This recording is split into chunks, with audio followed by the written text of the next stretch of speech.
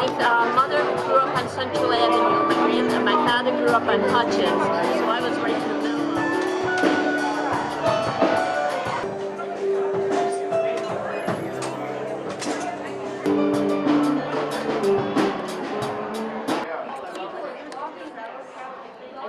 Thank you.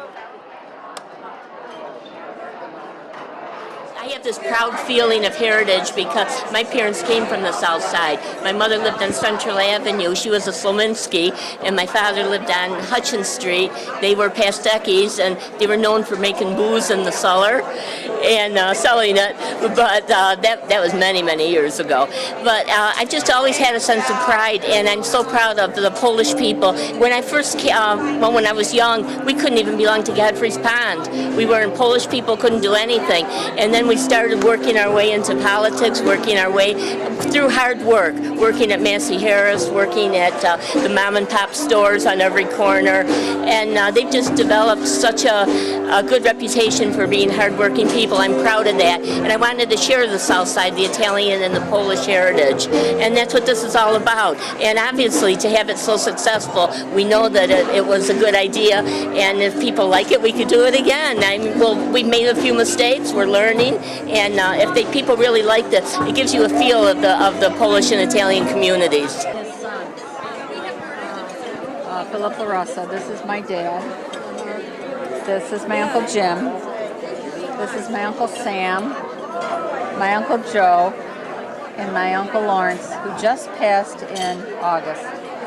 Having the family that came and settled here, and just to see the people who are left now, it's just very heartwarming to see and to catch up with them and to enjoy them.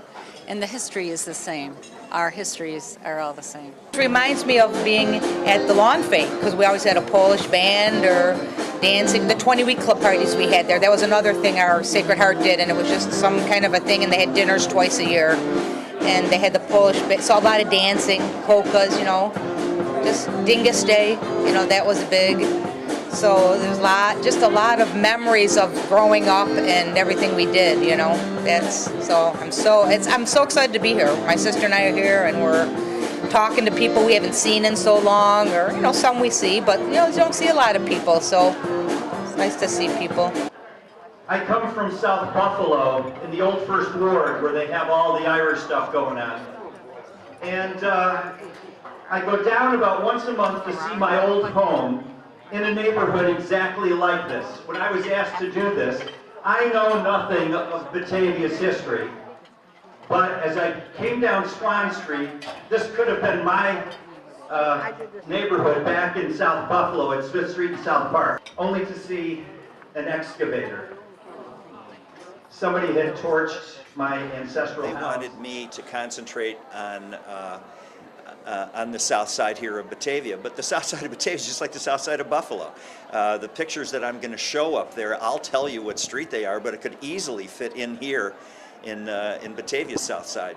So yeah, we're all in this together, and the Italians stayed with the Italians and the Polish with the Polish when they first got here, and it makes sense because they shared the culture and the language and the religion. This generation now has moved away from these places, moved outside into the country areas, and so you can't designate any one place as being ethnic anymore. And I don't know, I think it's kind of a shame. And even the foods that they're going to have here today, you're not going to see steak on the table. You're going to see foods that didn't cost that much. Like my family being Polish, had the pierogi, and what is that? It's dough, it's water, it's egg, and salt, and not much else. And then you put farmer's cheese in it, potato. Again, nothing too expensive because they couldn't afford it. The average wage back when these folks, first people came here at the turn of the century, was 22 cents an hour. And with 22 cents an hour, you might say, well, that was the times. Well, it wasn't. 22 cents was really poverty-stricken. The average worker would make somewhere around $700 a year, and they didn't have much.